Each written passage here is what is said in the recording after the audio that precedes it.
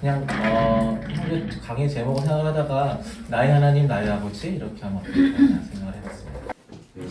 강의 주제를 하나님 아버지의 마음이라는 강의를 해야 된다라는 했을 때 그 어떤 그림도 그려지지 않아서 당황하면서 리더십 모임을 하면서 여전히 그 강의를 하긴 해야 된다.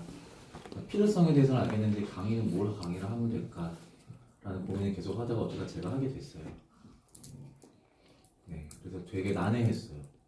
그래서 그 설교 준비를 할 때에도 이렇게 많은 고민과 이렇게 시간을 들이지 않았는데 되게 많은 시간들을 들였고, 시간을 들인다라고 하는 거는 그냥 제가 살아가는 일상 속에서 여기에 대한 생각들을 계속 하고 사는 거예요. 저는 뭘까 2주일 정도 그렇게 좀 준비를 하면서 살았던 것 같아요.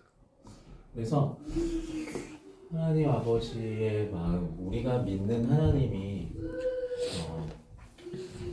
어떤 신으로서 고백하기도 하지만 우리는 보통 아버지라고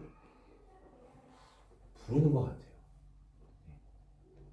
모태신앙이 아닌 저로서는 그것을 인식하는 게 되게 어려웠어요. 자연스럽지 않았으니까. 우리 아빠 있는데 되게 단순한, 내 아빠 있는데 왜 하나님이 아빠야? 이런 게 좀 있었어요. 비유가 이미지 이런 것들이 포함되어 있기도 하겠다라는 생각이 들면서 조금씩 좀 받아들이게 됐고요. 그러면서 내가 그 하나님을 내가 교회에서 믿는 하나님을 나와 가까운 존재,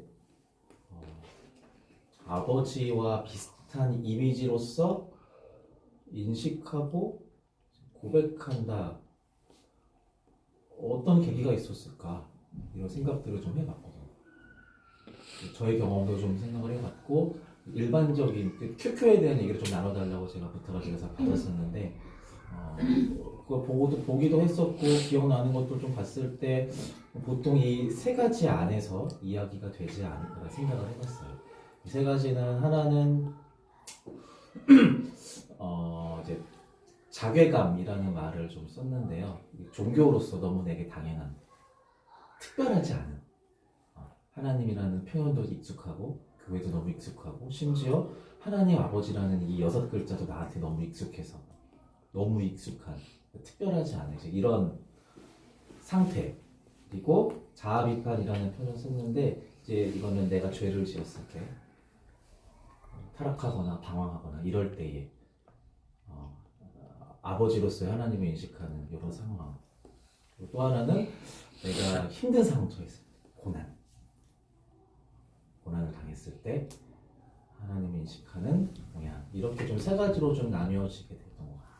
그래서 여기에 대한 이야기들을 제가 믿고 있는 하나님, 그리고 또 되게 꽤 많은 설교와 그 훈련 교육 같은 것들을 하면서 또 예배하면서 만났던 그 하나님에 대한 성경 안에서의 하나님의 이야기들, 이런 것들 좀 가지고 와봤습니다.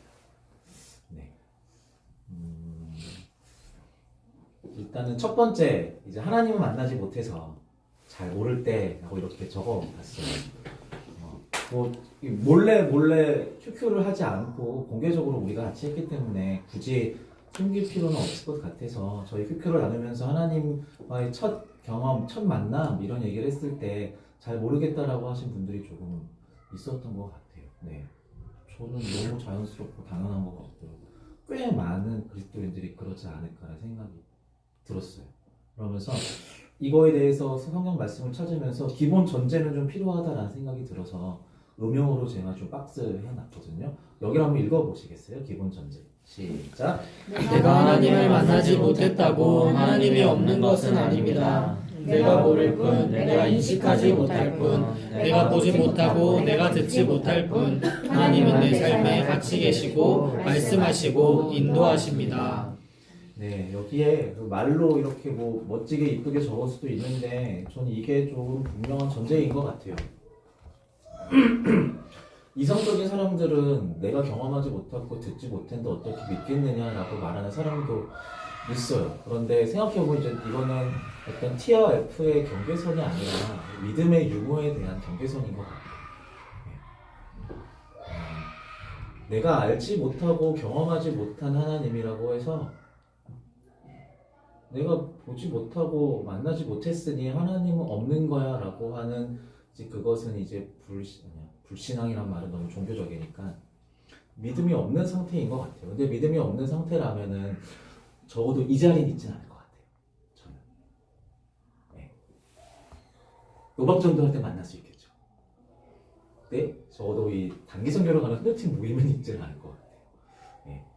그러니까 습관적으로든 관습으로든 아니면 억지로든 그 믿음은 있다라는 전제를 좀 깔고 싶어요.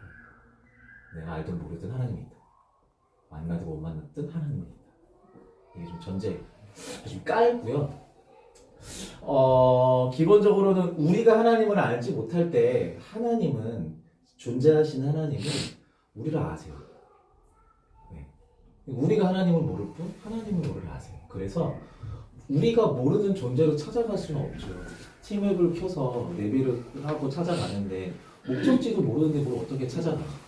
네. 그런데 하나님은 우리를 아세요. 그래서 하나님이 우리를 보통 찾아보세요. 하나님 우리를 찾아보시죠. 그 누가복음 15장에 보면 우리가 잘 알고 있는 이제 아들 탕자의 비유라고 하는데요. 여기에 대한 이야기가 소개가 되거든요. 여기 박스를 같이 좀 보실까요? 누가복음 15장 20절과 21절에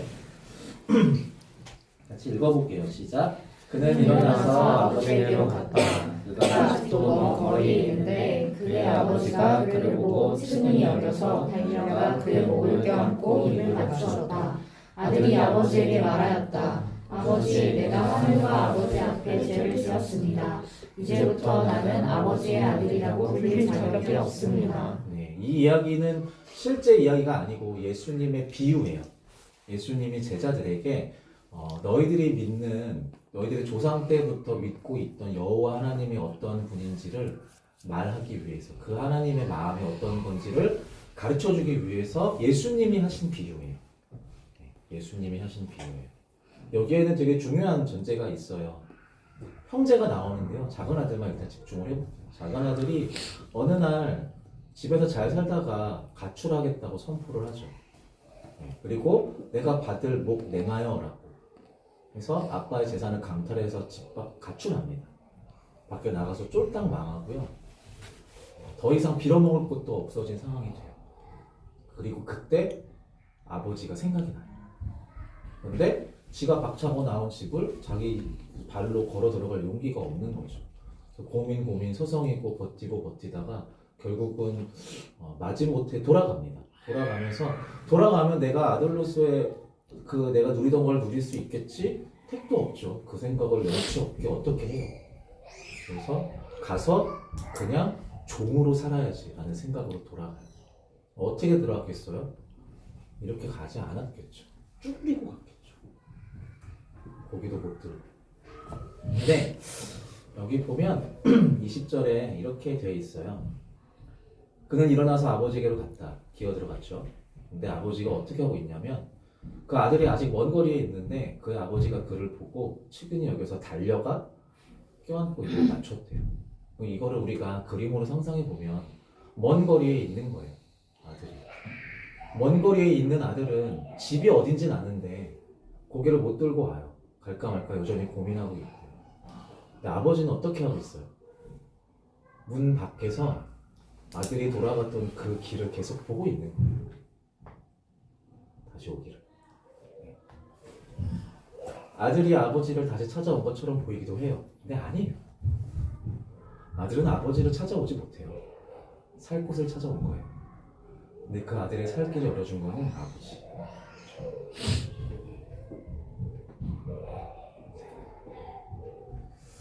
말씀드리는 순간 치킨이 왔어요.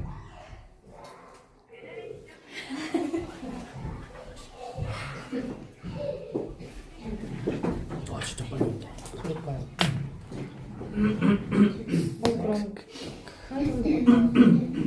그래서 아들은 아버지한테 얘기하죠. 나는 자격이 없습니다.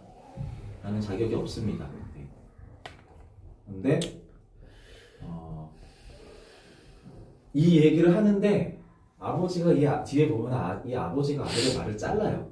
잘라 먹고 이미 손에다 반지를 껴주고 있고요. 옷을 입히고 있어요. 그러니까 이거는 그냥 다분히 그냥 준비되어 있는 거예요. 어쩌면 아버지는 아들이 돌아올 거를 예상했을 수도 있어요. 그래서 그대로 갖고 있었던 거죠. 반지랑 옷을. 그러니까 우리가 믿는 하나님, 예수님이 보실 때 제자들에게 알려주고 싶었던 너희들이 믿는 하나님은 이런 하나님이야 라고 말하고 있는 거예요. 니들 조상 때로부터 하나님을 얼마나 떠났는지 니들이 더 잘할 거야. 너희들 진짜 최악이었어. 유일하신 왕이신 하나님을 모시지 않고 니들의 왕을 세우더니 니들 멋대로 살다가 하나님 완전 잊어버리고 이웃들을 강탈하고 그러다가 멸망하고 하나님을 떠나는 것을 밥 먹듯이 하는 너희들의 정체성을 니들이 알지. 그런데 하나님이 너희들을 기다리는 하나님이야 라고 말하고 있는 거예요. 니들이 어디를 가든 하나님이 니들을 찾아내 라고 말하고 있는 거예요. 제자들에게. 멀리서부터 기다리시는 아버지, 기약 없이 오기만을. 우리가 어쩌면 그 마음에 이런 게 있는 거죠. 내가 지금 이 문 앞에 서서 기다리고 있다라는 거를 내 아들이 알아줬으면 좋겠다.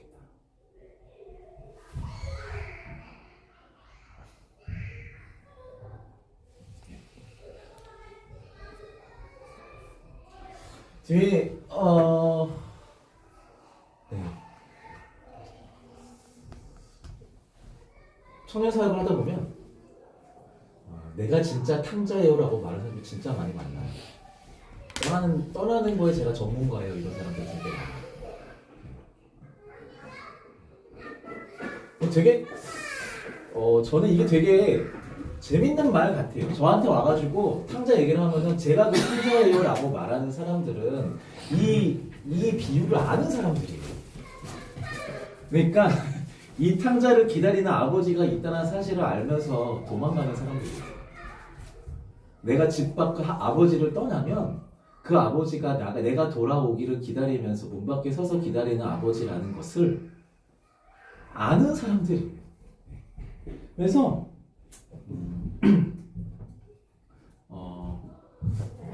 알면서 떠나요. 알면서 또 가출해요. 또 가출하고. 그러니까 우리가 착각하면 안 되는 게 이 비유 속에서 결국은 해피엔딩이 되거든요. 비유는 작은 아들이 돌아와서 아들의 지위가 회복이 되고요. 파티를 열어요. 이렇게 작은 아들에 대한 이야기는 끝이 나요.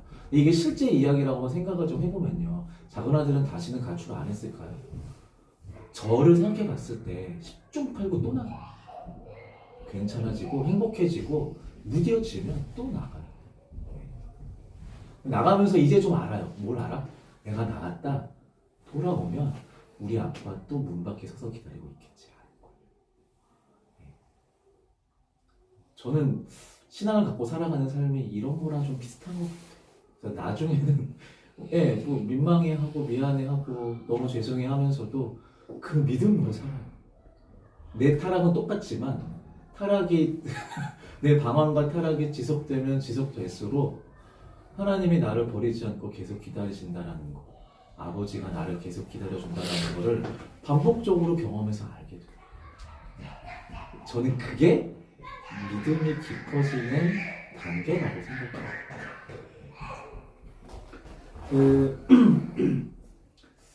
먼저 찾아오시는 하나님에 대한 예수님의 이야기를 보면 예수님께서 베드로를 찾아오는 장면이 또 소개가 돼요. 저희 보면 베드로에게는 예수님이 먼저 2번 찾아가십니다. 첫 번째로 찾아가는 장면이 누가복음 5장 3절과 4절이거든요. 네, 여기를 규태가 읽어줄래요? 예수께서 그 배 가운데 하나인 시몬의 배에 올라서 그에게 배를 무태서 조금 떼어 놓으라고 하신 다음에 배에 앉으시어 무리를 가르치셨다. 예수께서 말씀을 그치시고 시몬에게 말씀하셨다. 깊은 데로 나가 그물을 내려서 고기를 잡아라. 네, 모를 때입니다. 초창기예요. 예수님의 사역의 초창기이고요. 제자들을 부를 때예요. 이 장면이 지나간 다음에 베드로가 그물을 내렸고 어마어마하게 고기가 잡혔고 이거를 이 명령을 한 예수님을 찾아가서 납작 엎드리죠. 그리고 예수님이 베드로에게 얘기합니다. 너는 이제 사람을 낳는 어부가 되라. 그래서 제자가 되는 거예요.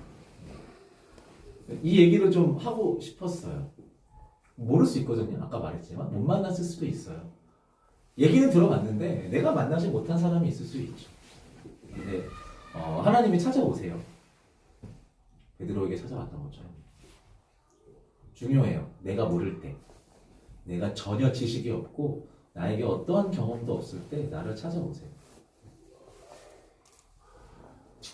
찾아오시는 주님을 나의 아버지, 나의 하나님으로 인식하는 단계는 별도고요. 그건 다른 이야기고요. 찾아왔는데 그게 하나님이 아니라 그냥 외딴 이방인으로 생각을 해버리면은 뭐 인지 못할 수도 있죠. 그러면 뭐 하나님이 삐지고 돌아가? 아, 이번엔 까비 안 되네 하면서 돌아갈 수도 있겠죠. 근데 또 찾아오세요. 또 오실 거예요.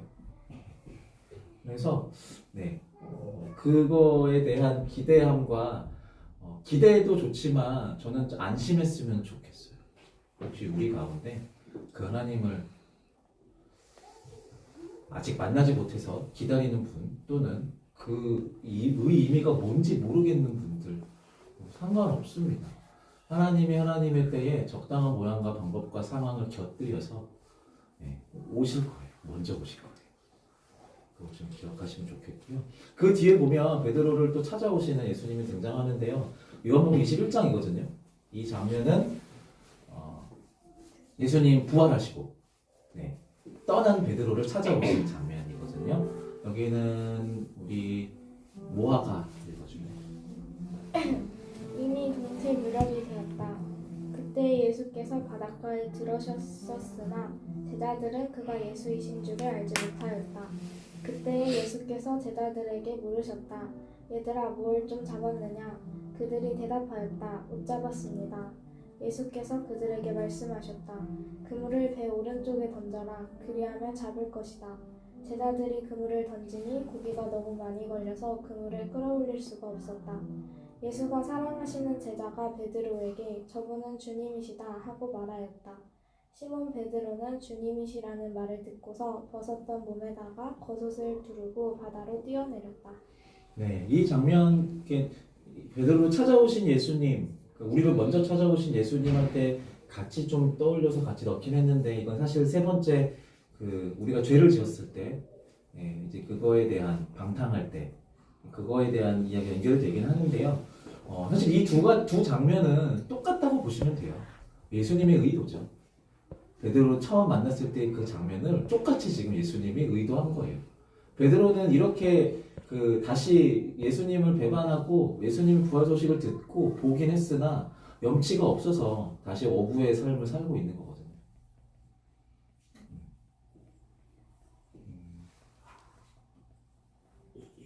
일상으로 회복했다라고 생각하시면 안 되고요.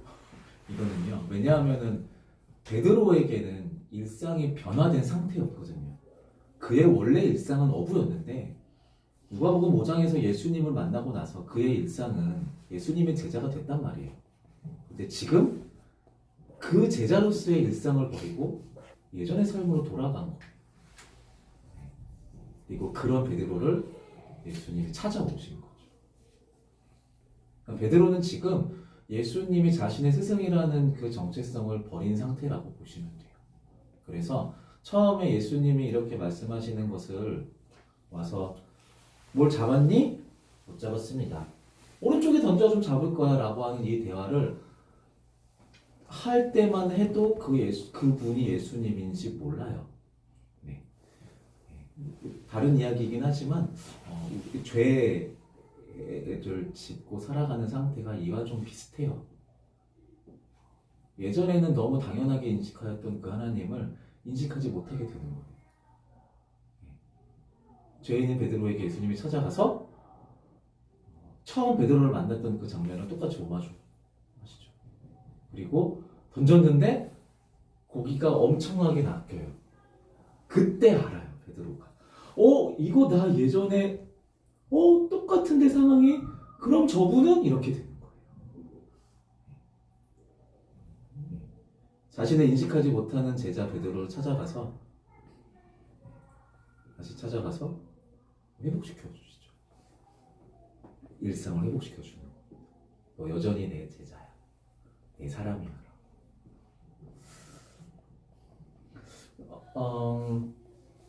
네.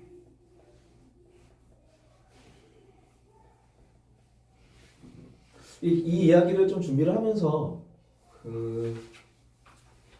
이제 아마 모아랑 예빈이가 아마 큐큐에서 이제 그렇게 얘기를 했었던 걸로 기억하거든요. 하나님을 처음 만났던 경험. 익숙해서 잘은 모르겠는데 기도회, 수련회, 찬양 할 때 이렇게 만났었던 것 같기도 하고 눈물 흘리면서 기도했는데 이런 얘기들을 좀 했었던 거로 기억을 좀 해요. 사실 이런 표현이 이게 제일 어리지 않을까요? 긴가민가 맞나? 만남이 맞나? 이런 거 아닌가? 그때 좋긴 했는데 그때 찬양할 때 진짜 좀 좋긴 했고 감동도 있었고 뜨거웠고 내가 뭔가 기도도 했던 것 같고 찬양 가사의 고백이 나한테 좀 다가왔던 것 같기도 하고 근데 이거 맞나? 이런 생각들이 들 때가 저도 진짜 많았어요. 저도 찬양으로 하나님을 만난 케이스이기 때문에 이게 내 그냥 감정의 소용돌이야라고 치부해버린 적이 진짜 많거든요. 그런데 좀 이렇게 말씀드리자면 하나님은 관계를 원하시는 분이에요. 무슨 말이냐면요. 제가 미소를 사랑해요. 왜 놀라? 제 미소를 사랑해요. 셋째 딸 미소를 사랑하고 너무 이뻐요. 아까도 보신 분 모르겠는데 아까 미소를 이제 아까 보고 이렇게 따라 들어오는데 미소를 보고 제가 처음에 뭐라 그랬게요? 너 못 봤구나. 뽀뽀라고 했어요. 네. 그래서 약간 약간 썩은 표정으로 조금씩 이제 얘가 내가 뭘 요구할 때 그런 표정을 만들어내기 시작했어요. 슬픈데 어제 정원이한테 첫째한테 가가지고 오나 보고 싶었어 할머니 집 갔다 와서 보고 싶었어라고 했더니 저렇게 살짝 안아주다가 아씨 입냄새나 하면서 첫째도 그럴까봐 좀 두려운데 안아줄 때마다 저는 뽀뽀를 요구해요. 계속 해달라고. 이렇게 엄마는 상상하지 못하지만 이렇게 어린이집 주차해놓고 어린이집에 데리고 가는 안아주고 어린이집에 가는 그 동안에 한 10번 정도 제가 뽀뽀해달라고 해요. 계속 해줘요. 자 그럼 제가 묻습니다. 저는 미소를 향한 저의 사랑을 의심하는 걸까요? 아니면 저를 향한 미소의 사랑을 의심하는 걸까요? 그래서 확인해야 되는 걸까요? 뭐 집착이라고 생각할 수도 있어요. 웃으면서. 근데 저는 이게 되게 자연스러워요. 너무 사랑하는데 너무 사랑해서 이걸 요구하게 돼요. 받고 싶고요. 아직 가끔씩 사랑한다는 말을 진짜 가끔씩 해요. 듣고 싶어요. 그래서 아까도 제가 안고 이렇게 자고 있었잖아요. 내가 열이 많아가지고 땀이 나서 정수리에 이렇게 땀이 몰려가지고 냄새가 어마어마했거든. 미소. 조금도 고약하지 않아요. 계속 안고 싶어요. 팔이 저리고 아파도. 하나님은 관계를 원하시는 분이에요. 우리가 하나님을 아버지로 인식한다면 긴가민가? 괜찮아요. 그 긴가민가가 한두 번, 세 번, 네 번, 10번, 몇십 번 되면요 알게 돼요. 내가 이게 하나님을 만났던 하나님과 내가 서로 통했던 시간들이었구나라는 거. 그래서 하나님이 더 우리를 만나기 원하시고 내 뽀뽀를 받기를 원하시고 하나님을 향해서 내가 달려와 주기를 바라시고 나와 더 대화하기를 원하시고 내가 하나님을 더 찾기를 원하세요. 하나님은 그렇게 우리와 관계하기를 원하시는 분이에요. 그래서 긴가민가 좋습니다. 그 긴가민가가 계속 반복되었으면 좋겠어요. 그 자리를 사모할 수 있으면 좋겠고.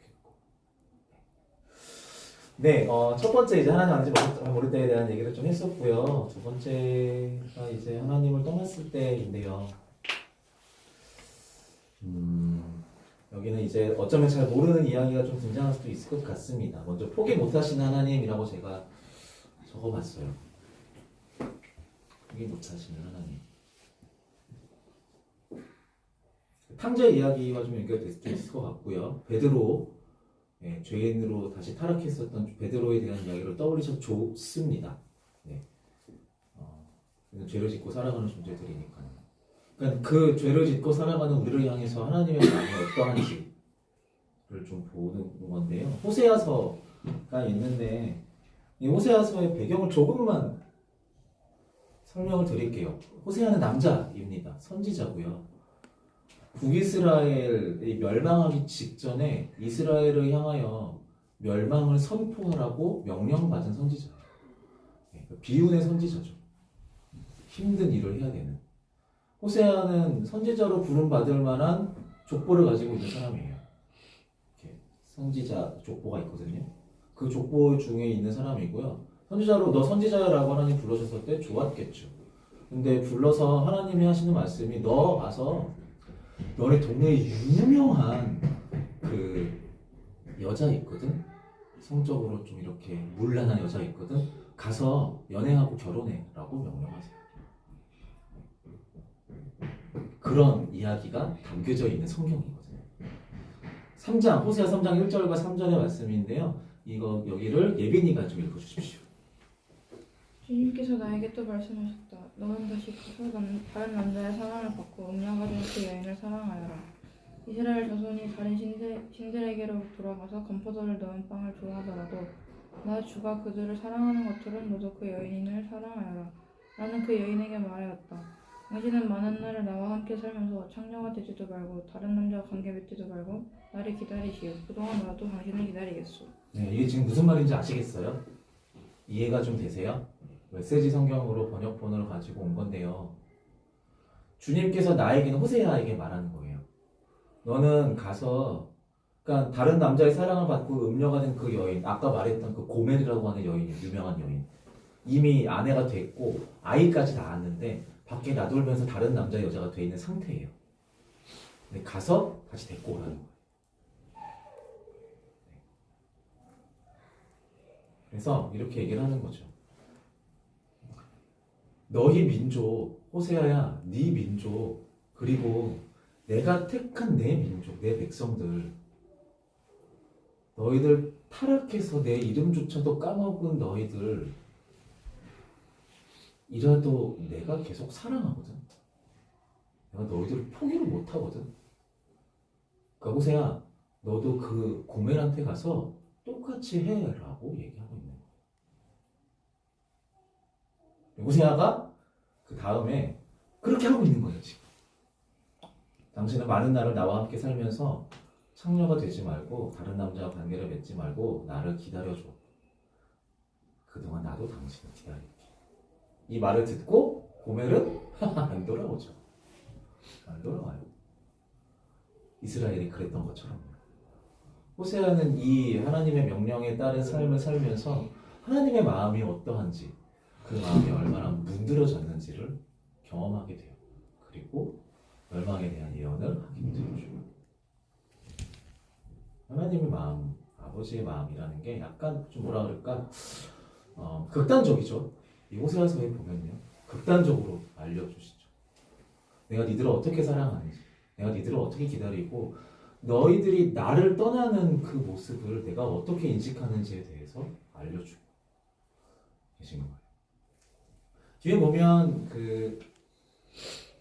이 구약에 대한 이제 이야기였는데 신약에 보면 그 예수님의 눈물이라고 제가 적어놨는데 여기 구절은 이제 얼마 전에 이제 청년부에서도 제가 같이 말씀을 나눴던 것 같은데 거의 이제 끝자락입니다. 사역의 끝자락. 이제 곧 고발당해서 이제 신문 받으시고 고난 당하시고 죽으시기 거의 전쯤이거든요. 네. 여기 구절을 우리 지우가 읽어주십시오. 예수께서 예루살렘 가까이에 오셔서 그 도성을 보시고 오셨다. 그리고 이렇게 말씀하셨다. 오늘 너도 평화에 이르게 하는 일을 알았더라면 좋을 터인데 그러나 지금 너는 그 일을 보지 못하는구나.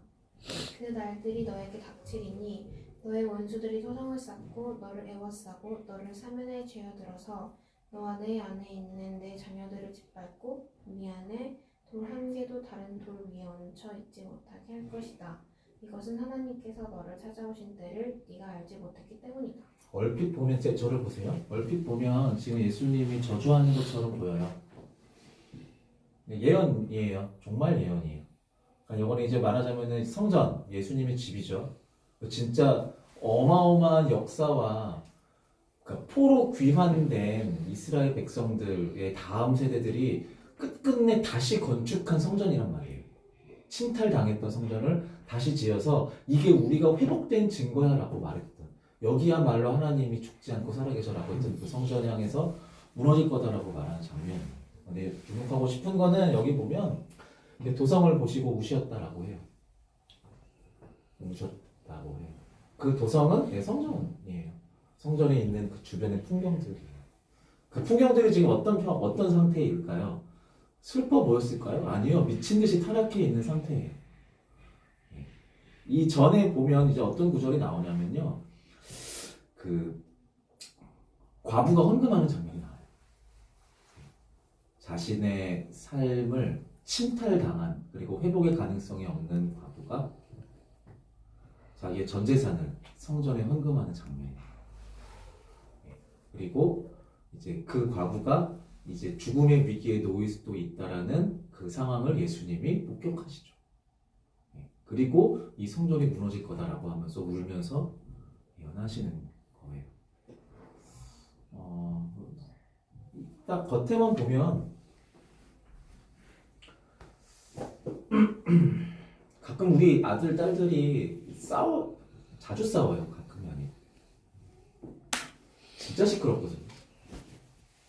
진짜 시끄럽게 싸우진 않아도. 네, 싸워요. 진짜 시도 때도 없이 별것도 아닌 걸로. 그러면 제가 그렇게 싸우는 애들을 보면서 어머나 제발 싸우지 좀 이럴까요? 못 그래요. 그렇게 안 돼요. 근데 지금 예수님은 그러고 있는 거예요. 예수님은 그러고 있는 거예요. 죄를 지어서 자기 멋대로 하고 있는 이 백성들을 보면서 울면서 안 되겠어. 너네 무너져야 돼. 이거 있으면은 너네 회복될 가능성이 없어라고 하고 있는 거예요. 그러니까 아까 말했지만 하나님은 관계를 원하시는 분이시잖아요. 이 성전이라는 곳은 원래 기도하는 집이라고 해서 만들어진 곳인데 그곳에서 기도를 통해서 하나님과의 관계가 깊어지기는커녕 하나님과의 관계에서 멀어지고 있는 이제 핵심 장소가 되어버린 거죠. 그래서 하나님은 이 성전 때문에 당신과 자녀의 관계가 멀어지는 것을 원치 않으세요. 오히려 이 성전은 죄를 양산해내는 곳이 되었으니까. 그래서 그것을 무너뜨리려고 하고 계시는 거죠. 죄를 지은 사람들, 죄를 지은 우리, 죄를 짓는 나, 죄를 지을 나, 죄 가운데 살아갈 나를 우리 하나님 아버지께서 어떻게 뭐라고 할까요? 철이라고 하면 너무 기계 같고 어떻게 칠이라고 하면 너무 법 같고 어떻게 대하시는지 어떠한 마음으로 저뿐만이 아니라 우리도 아마 그럴 텐데요.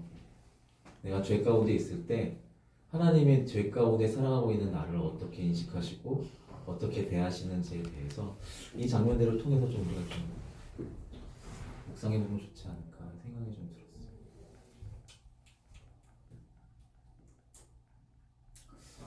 들었어요.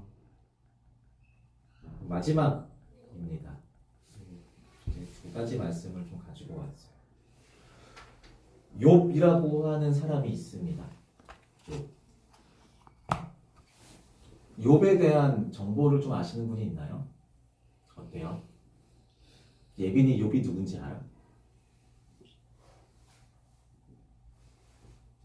몰라도 돼. 들어본 적 있어? 오케이. 고개를 끄덕인 것도 아니고 안 끄덕인 것도 아니고. 욥에 대한 얘기 들어본 적 있어? 뭐? 지우? 처음 들어? 욥이라는 이름 들어본 적 들어본 적은 있는데 이야기는 잘 모르겠다. 네. 욥기는요, 그 고난의 상징 같은 사람이에요. 고난 받은 사람의 상징 같은 사람이에요. 일단 이 욥은요 사람 이름인데요. 욥기라고 하는 구약 성경에 있는 이제 성경인데요. 욥은 실존 인물이 아니에요. 욥은 실존 인물이 아니고요. 어떠한 시대에 어떠한 원작자가 누군지 몰라요. 그 이스라엘 백성들 또는 이방 민족들에게 여호와 하나님이 어떠한 분이신지를 알려주기 위해서 교훈을 목적으로 쓰여진 책이에요. 괜찮아요. 네. 뽀뽀.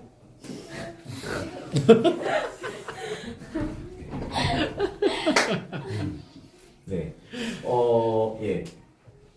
이거 좀 중요해요. 왜냐하면 욥기를 혹시 여러분들이 읽으실 기회가 되면 읽어보시면 아시겠지만 진짜 비현실적이에요. 그리고 하나님이 진짜 비인격적으로 등장해요. 예. 이게 실제라면 말도 안 돼. 막 거래하거든요. 마귀랑 하나님이랑. 예. 욥은 죄를 짓지 않아요. 이것도 비현실적이죠. 사람인데 죄를 안 짓는다? 근데 죄를 짓지 않아요. 이 욥기 안에서 욥은요. 이 이야기 안에서. 근데 하나님이 사단 마귀와 거래를 하면서 욥을 치세요. 그래서 고난을 줘요. 막 심어넣어요. 말도 안 되는 고난을. 처자식 다 죽이고요. 처자는 있지만 자식도 다 죽이고요. 재산 다 몰수시키고요. 나병 걸리게 해요. 엄청난 고난을 이렇게 마치 주입시키는 것처럼 이렇게 주입해요. 네. 그게 앞에 욥기 1, 2장 정도에 소개가 되고요. 42장까지 있는데요. 한 40장에 걸쳐서 어떤 내용이 나오냐면 욥이 하나님한테 따져요. 그게 제가 지금 적어놓은 박스거든요. 여기 한번 같이가 아니고 진영이가 읽어주십시오. 사람을 살피시는 주님, 내가 죄를 지었다고 하여 주님께서 무슨 해라도 입으십니까? 어찌하여 나를 주님의 관역으로 삼으십니까? 어찌하여 나를 주님의 짐으로 생각하십니까? 어찌하여 주님께서는 내 허물을 용서하지 않으시고 내 죄악을 용서해주지 않으십니까? 이제 내가 숨져 흙 속에 누우면 주님께서 아무리 저를 찾으신다 해도 나는 이미 없는 몸이 아닙니까? 연기를 좀 해줬으면 좋았을 것 같은데. 아 뭐야? 오늘 나를 연기해다 생각했는데 나름. 미친 듯이 격앙돼 있어요. 괜찮아요. 네, 한번 더? 거의 이런 식이에요. 욥기의 내용들이요. 그러니까 중간에 양념들은 있어요. 세 명의 친구가 등장하고 욥의 친구가 등장해서 어떤 말을 하냐면요. 고난에 빠져 있는 욥한테 가가지고 너 뭘 잘못했길래 그렇게 고난 당하냐? 빨리 회개해라고 얘기해요. 맞는 말 같잖아요. 근데 욥이 얘기를 해요. 나 잘못한 거 없어. 실제로 잘못한 게 없어요. 아까 죄 없는 사람이라 그랬잖아요. 네. 그 이야기를 하면서 그 친구들한테 해명을 하고 니들이 친구야 꺼져라고 얘기를 하고 하나님한테 뭐예요? 어떻게 된 거예요? 뭐 이렇게 하는 장면들이 40장에 걸쳐서 등장해요. 길게.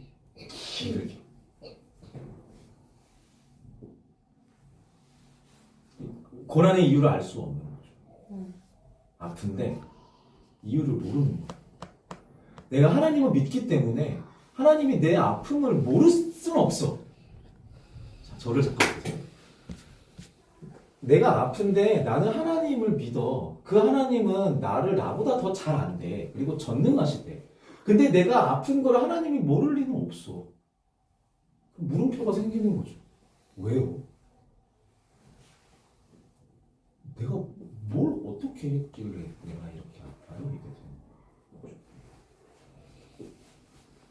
제가 여기 교회를 오기 전에 이전에 섬기던 교회가 이제 퇴계원에 있는 교회거든요.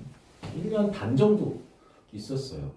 보통은 이제 그 교육자들, 목사님들, 전도사님들도 보통 FA 기간이라는 것들이 있어요. 연말이 보통 FA 기간이에요. FA 기간이 뭔지 모르구나. 프리 에이전트라고 옮기는 시기. 네, FA 기간이라고 하거든요. 그래서 1년 반, 8월까지 있다가 나왔어요. 정상적이지 않죠. 그래서 자진 그냥 상임했어요. 너무 힘들어서.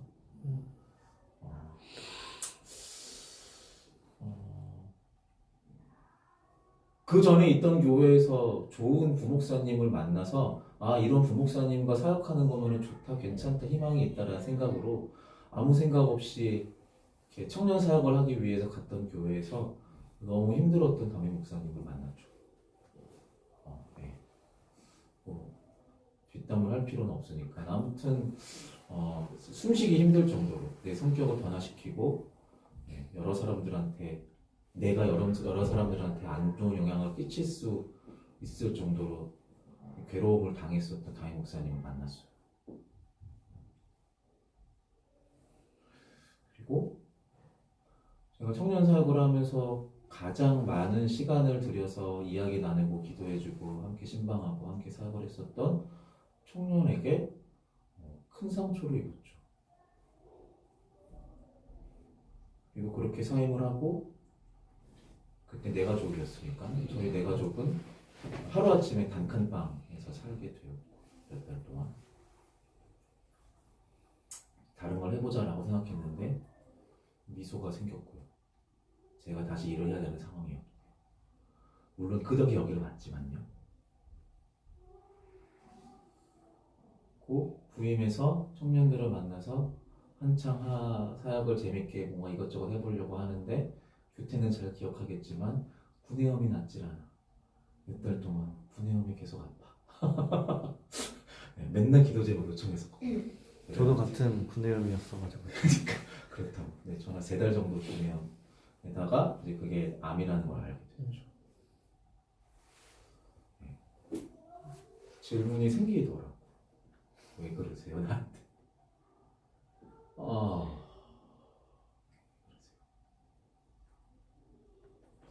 아직 몰라요.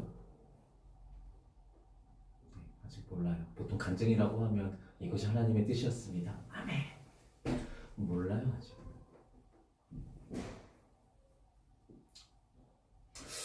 근데 지금 제가 하는 말은 이제 제가 이렇게 하고 싶어서 노력하는 거다라고 생각하시는데 알고 모르는 게 그렇게 중요하지는 않아요.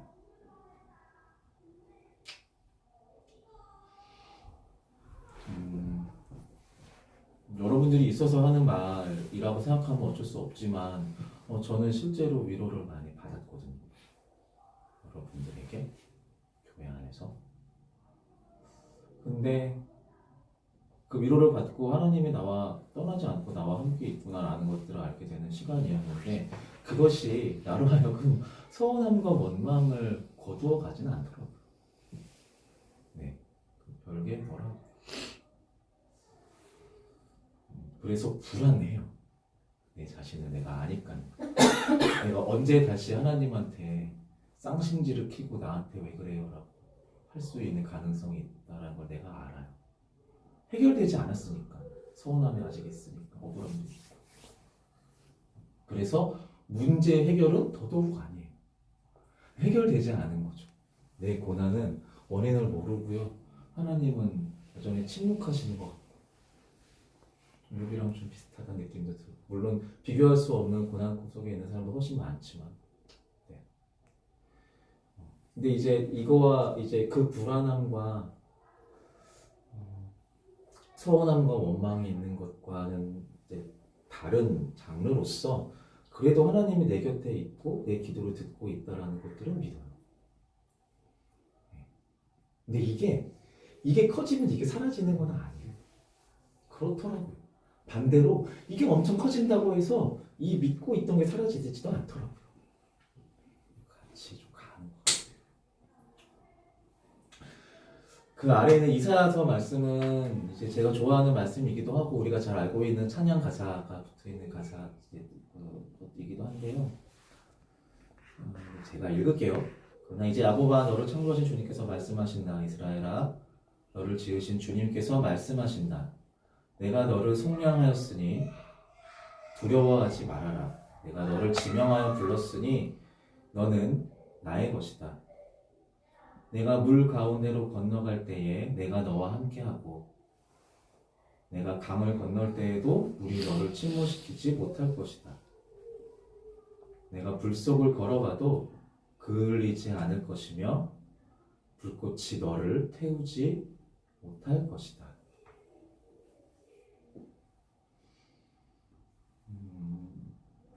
이게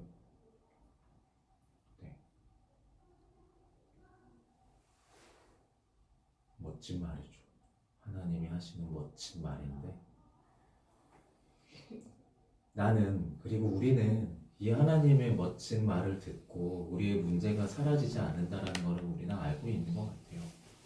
내 고난과는 상관없는 이야기다라는 걸.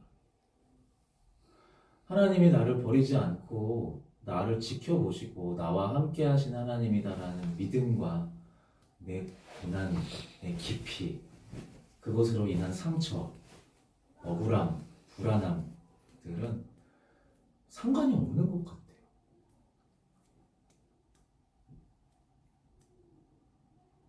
아픈 사람들, 고난 속에 있는 사람들은 하나님을 찾죠. 하나님 어디 계십니까? 아픕니다. 괴롭습니다. 내가 어떻게 해야 될지를 좀 알려주십시오. 하나님을 찾죠. 근데 그렇게 하면서도 그 하나님이 나의 이 고난과 이 아픔에 대한 명확한 이유와 이것이 말끔히 해소될 수 있는 해결책을 제시해 주는 분이 아니라는 것을 아는 것 같아요. 그래도 방법이 없잖아요. 매달리는 것 같게. 네. 자, 그러면 지금 우리가 하고 있는 이야기가 하나님 아버지가 무슨 마음인가 있잖아요. 고난을 당하는 자녀들에게 하나님은 아버지로서 어떤 마음인가. 돌아올게요. 제 이야기도 했고 이사에서 이 축복의 이야기도 했는데요. 욥의 이야기로 좀 돌아와 볼게요. 욥이 지금 어떤 상태라고 했었죠? 거의 다 끝났네요. 죄송해요. 욥의 고난의 극심한 고난 속에 자신의 억울함을 가지고 하나님 앞에 대들고 있는 상황이에요. 그렇죠. 억울합니다. 나타나 보세요. 나랑 대화 좀 합시다라고 해요.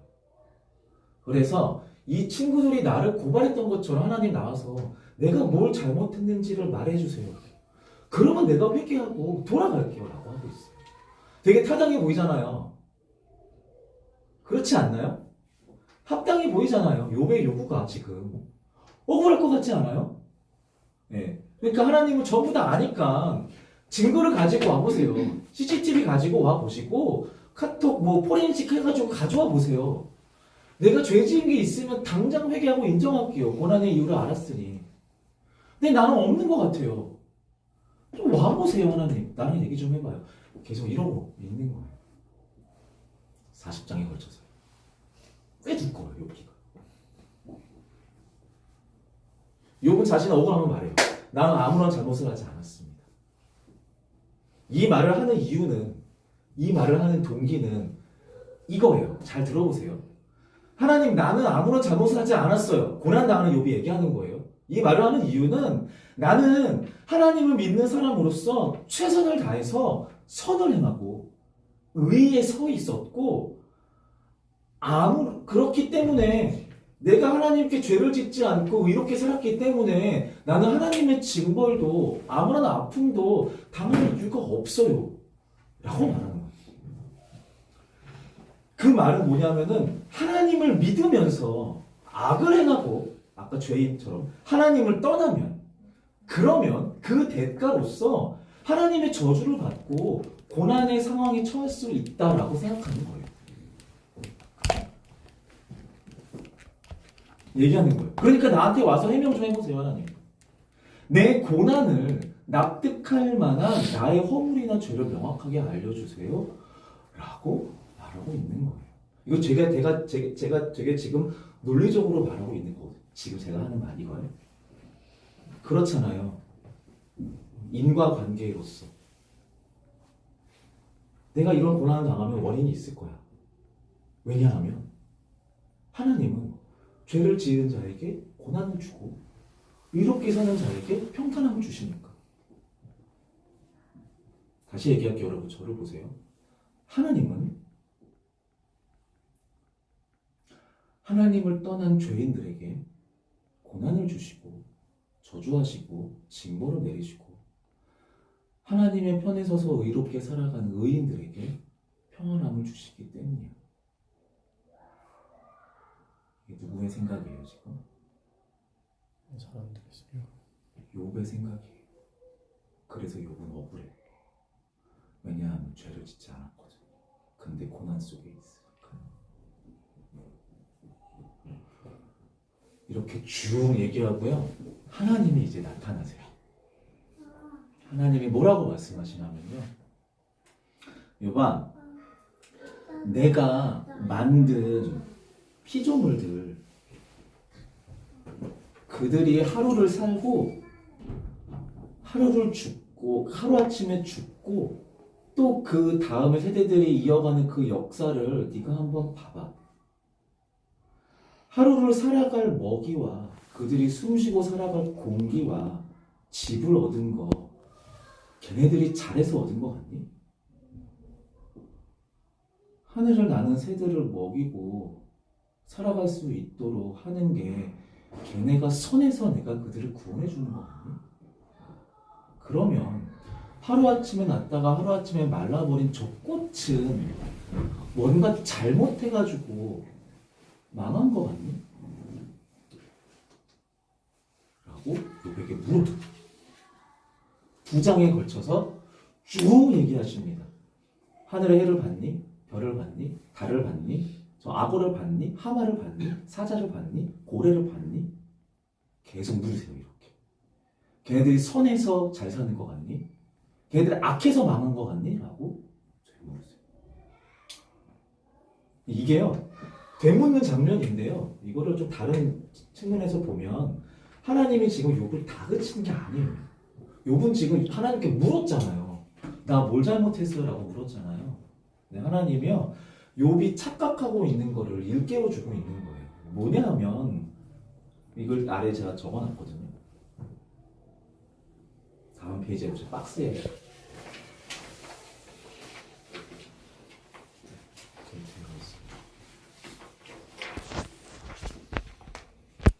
이거를 말해주고 싶은 거예요. 하나님은 욥에게. 나는 전능자이고 창조주이고 왕이고 유일한 신이야. 맞아. 그런데 욥아, 나는 너의 아빠야. 나는 너의 아버지란다. 나는 너의 평가자로 있기를 원하지 않아. 욥아. 너와 교제하는 관계를 원해. 인과관계로서 네가 너의 삶을 이해하고 싶지만 너의 아버지인 나 여호와를 그런 인과관계의 대상자로 생각하지 말아주렴이라고 얘기하고 있는 거예요. 죄를 짓지 않았기 때문에 평탄? 아니야. 네가 죄를 지어도 나는 너를 평탄하게 하고 싶어. 네가 의에 서 있기 때문에 반드시 평화롭고 평탄해야 돼. 이런 인과관계로서 너와 나는 관계 맺는 사이가 아니야 라고 얘기하고 있는 거예요.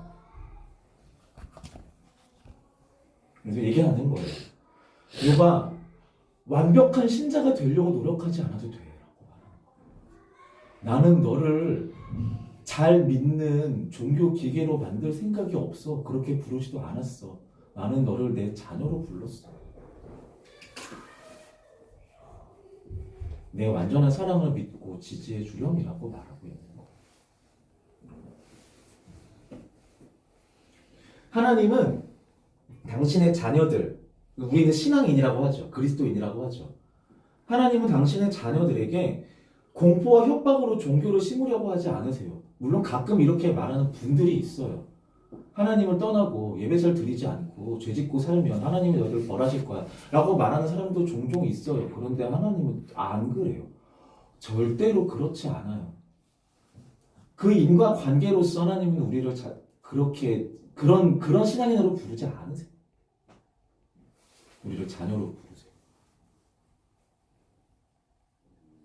오히려 격려와 지지와 사랑으로 하나님의 전능함과 신앙심을 가르치시고 권면하시는 분이시죠. 다시 말씀드리지만 하나님은 천지의 창조주이자 전능자로서 우리와 관계하기를 원하세요. 우리를 정복하려고 하지 않으세요. 정복자라면 그 정복자를 향하여 우리는 아버지라고 못 불러요. 하나님은 우리의 정복자가 되려고 하지 않으세요. 미션을 달성하는 도구로 우리를 부르지도 않으셨어요. 뭐가 부족해서 하나님 대신에 우리가 하나님 미션을 이루어 드려야 되겠습니까? 하나님이 전능하신데요. 아니요, 우리는 그런 도구들이 아니에요. 하나님은 우리를 친구로서, 자녀로서 관계하시기를 원하세요.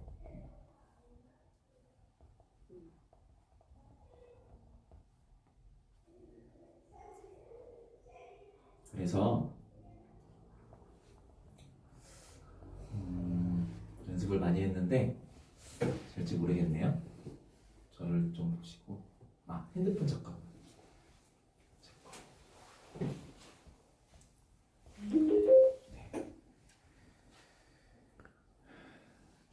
준비 많이 했어요.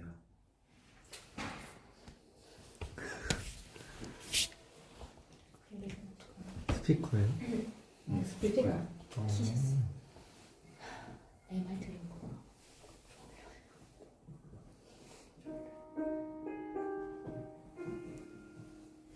연습을 이렇게 많이 했는데 저를 좀 보시고요.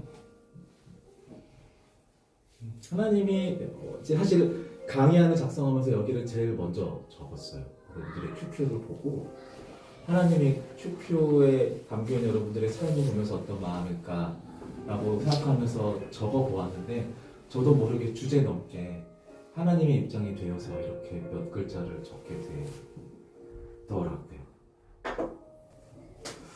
착하지 않아도 돼요.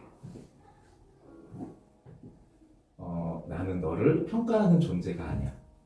완벽하지 않아도 돼요. 너는 오디션을 보는 게 아니야. 누군가가 요구하는 선함과 의의를 달성해야 내 사랑을 얻는 게 아니야.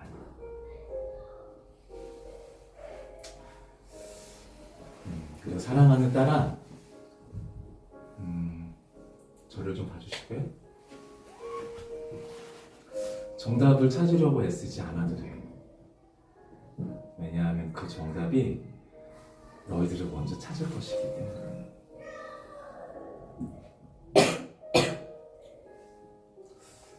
그래서 네 주변에 내가 보낸 사람들을 한번 찾아봐봐. 가끔은 너의 엄마와 함께 듣는 찬양을 통해서 또 내가 익숙하다라고 생각했던 예배와 그 찬양의 가사 안에서 또는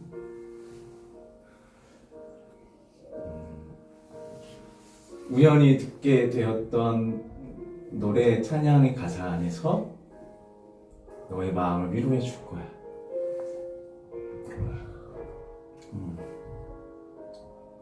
내가 무엇을 위해 살아가야 하는지 의문이 들 때가 있을 때도 있을 거야. 또는 잘 걸어가다가 갑자기 일어설 수 없을 정도로 미끄러운 얼음판 위에 서 있는 것 같은 느낌을 받을 때도 있을 거야. 그런데 걱정하지 마. 내가 너를 붙들어 줄게. 넘어지지 않을 거야. 멀어졌다고 생각했던 너의 친구들이 너에게 다시 마음을 열어줄 때 내가 너를 놓지 않는 하나님이라는 것을 알게 될 거야.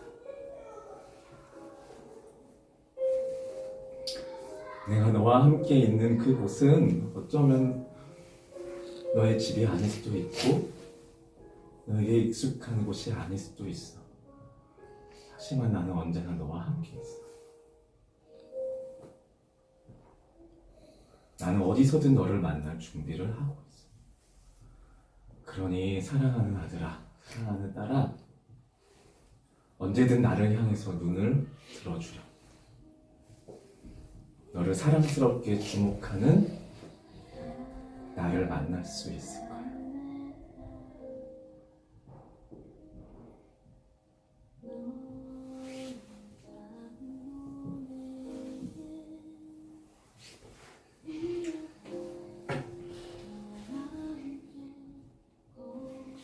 찬양을 좀 듣겠습니다.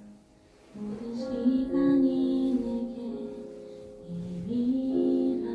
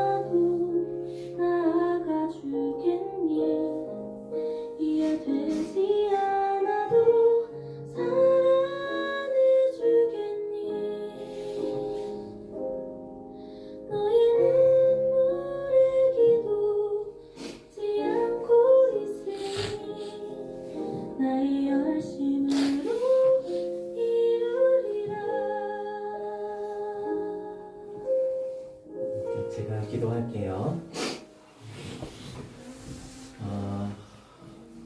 우리를 창조하신 하나님, 그리고 온 만물을 다스리시는 광대하신 하나님, 그리고 부족하고 연약한 내 삶을 향하여 나의 친구야, 나의 사랑하는 아들, 딸아, 자녀라 라고 부르시는 아버지 하나님, 우리로 그 사랑 속에 살아갈 수 있도록 끊임없이 이끌어 주시고 가르쳐 주셔서 감사합니다. 하나님, 하나님의 마음에 들기 위해, 아니 하나님의 마음에 들지 않는 그 공포심으로 나의 신앙을 살아왔던 시간들이 있는 것 같습니다.